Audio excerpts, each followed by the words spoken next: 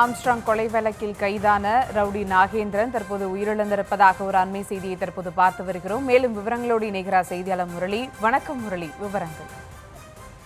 வணக்கம்.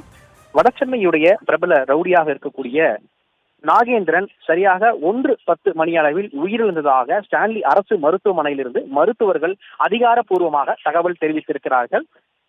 ஏற்கனவே தெரிவித்தது போல வடசென்னையில் பிரபல ரவுடியாக இருக்கக்கூடிய தாதாவாக இருக்கக்கூடிய நாகேந்திரன் மீது 50க்கும் மேற்பட்ட கொலை மற்றும் கட்ட பஞ்சாயத்து உள்ளிட்ட வழக்குகள் நிலுவையில் இருந்து வருகிறது. இந்த நிலையில் ஆயுள் தண்டனை பெற்று வேலூர் மத்திய சிறையில் ரவுடி நாகேந்திரன் அடைக்கப்பட்டிருந்தார். கடந்த 13ஆம் தேதி 8வது மாதம் மருத்துவமனையில் இருந்து அவருக்கு ஏற்கனவே ரிட் பெட்டிஷன் போடப்பட்டது. அதாவது ஸ்டான்லி மருத்துவமனையிலிருந்து தனியார் மருத்துவமனைக்கு அவர் சிகிச்சை பெற வேண்டும் என.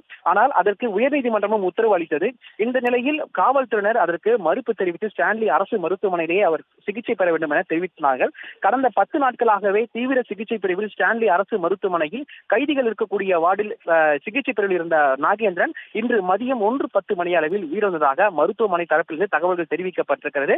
சென்னை ஸ்டான்லி அரசு மருத்துவமனையில் போலீஸ் பாதுகாப்பு ஏற்பாடு செய்யப்பட்டிருக்கிறது. அதே போன்று வியாசார்படி முழுவதுமாகவே போலீசார் கட்டுக்குள் கொண்டு வரப்பட்டிருக்கிறது. இன்று மதியம் பிரேத பரிசோதனை முடிந்து அவரை அவருடைய வீட்டுக்கு அனுப்பி வைக்க எடுப்பதாக போலீசார் தகவல் தெரிவித்திருக்கிறார்கள். இதனை அடுத்து இன்று இரவுக்குள் இறுதி அஞ்சலிக்கான இறுதி ஊர்வலம் எடுத்து செல்ல வேண்டும் எனவும் காவல்துறை தரப்பிலிருந்து அறிவுறுத்தப்பட்டதாக தகவல்கள் தெரிவிக்கப்பட்டிருக்கிறது.